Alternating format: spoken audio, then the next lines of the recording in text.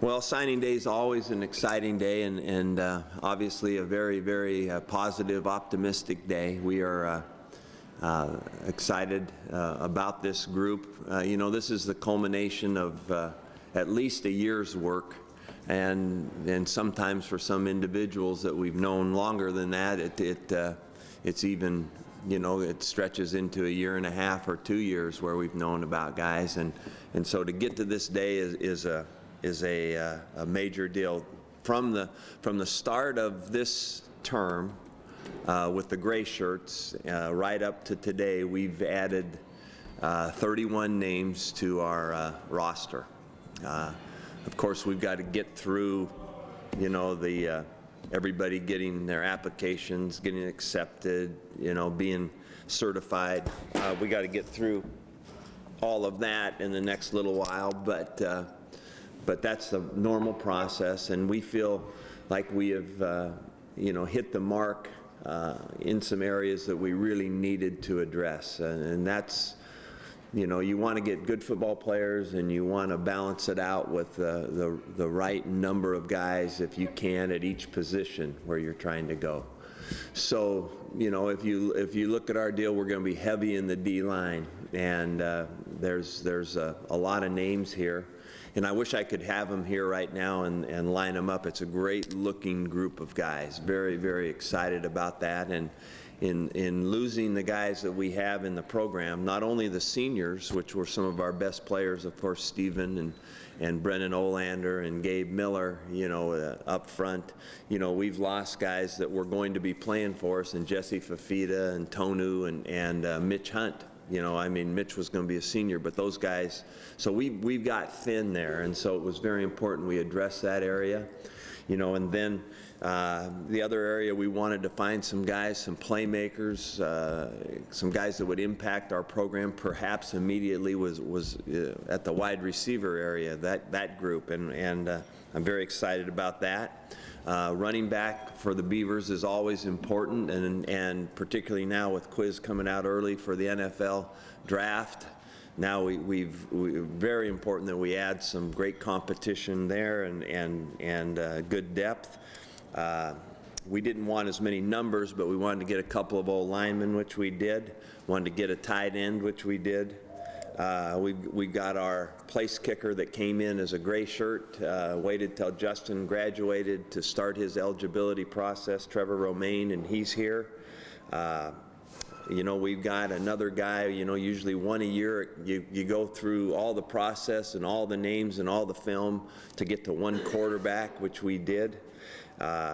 We got a corner in the process while we went. We got a couple of really good athletic speed linebackers. So, you know, we got a smattering of everywhere, but we really hit the mark, I think, with our numbers of what we wanted to do with the D-line and the wide receiver core. If you guys want to ask now specific questions in certain areas, that would be appropriate.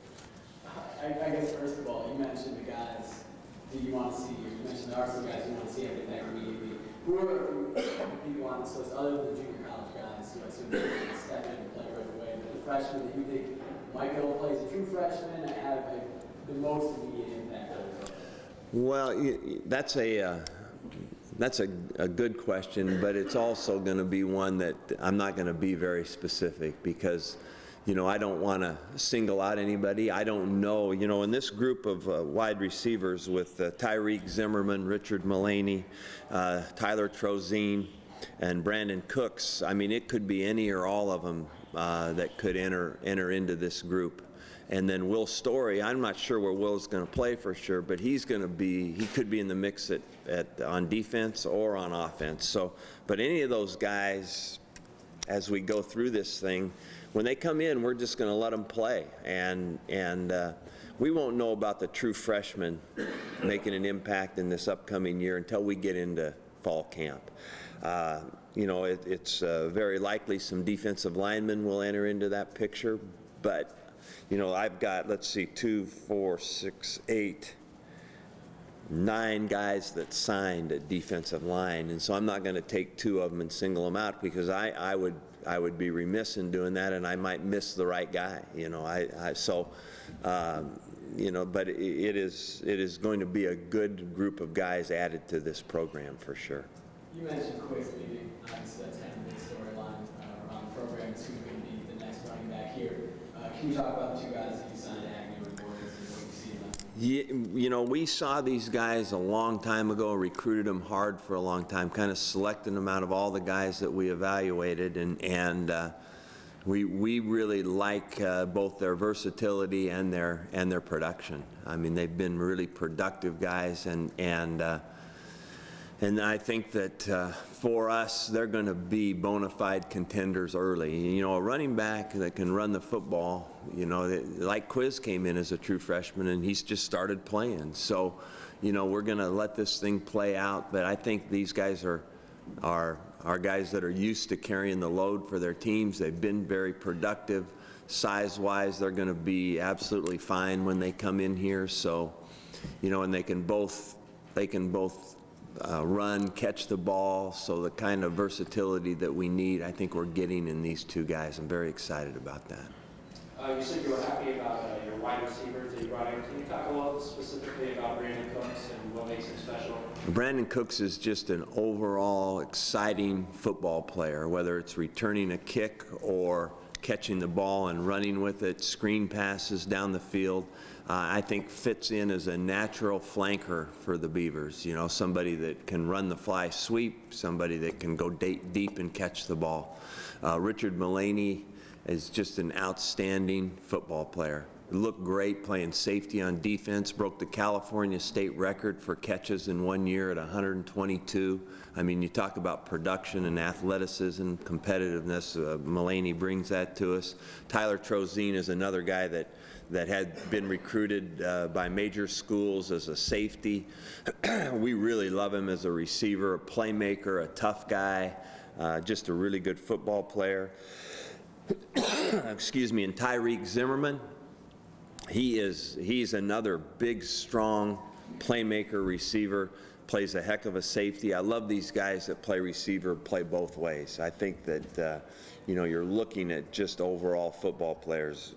Troyzine did that, Mullaney did that, Zimmerman did that, and Cooks could do it if they used him that way. So I think it's a great, great group of receivers. I love that group. Excuse me.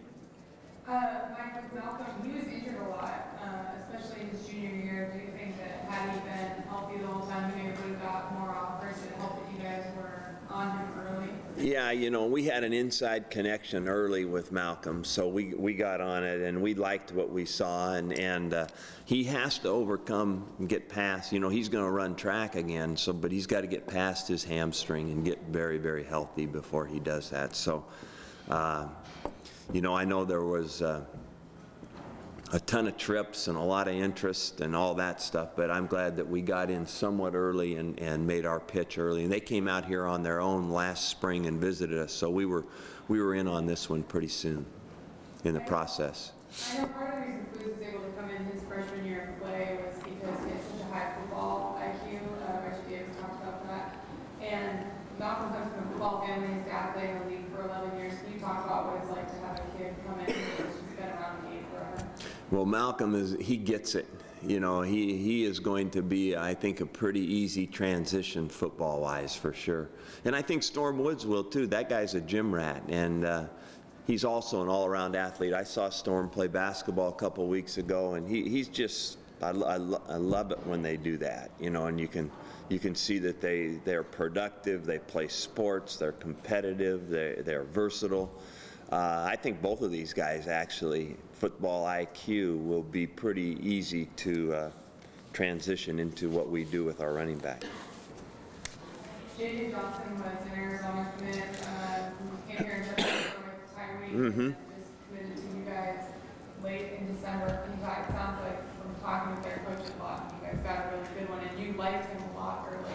We did. We liked him a lot, and when it got into December, we frankly did not think we were going to be in the picture anymore because he kind of reconfirmed his commitment to Arizona at one point, but when we went out there to visit Tyreek, he actually enlisted us to go with him and visit his mom. And so that started the process back of us getting in the recruiting and then taking it from there, really. And a few days later, he decommitted and committed to the Beavers. So that was an interesting process, how that went, and everything that must have gone through his mind. He'll have to tell you that, what he was thinking, but actually when we went to Oklahoma at that time to do the visit, all we thought we were going to do was go see Tyreek.